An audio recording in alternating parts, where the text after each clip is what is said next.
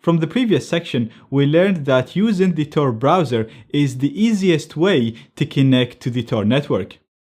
Therefore, in this section, I'm going to teach you how to properly download and install the Tor browser on Windows, Linux, and OS X.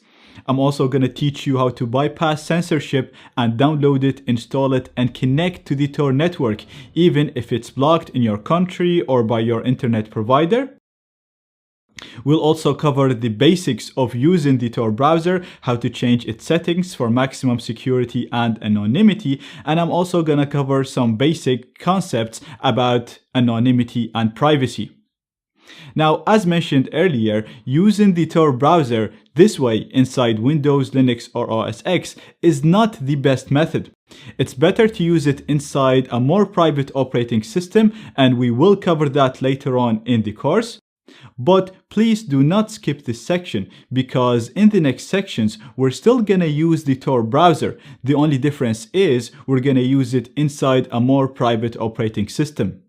So everything that you're going to learn in here is still relevant. Using the Tor browser, how to configure it, how to bypass censorship, and all of that is still relevant for future sections, and you still need to learn it.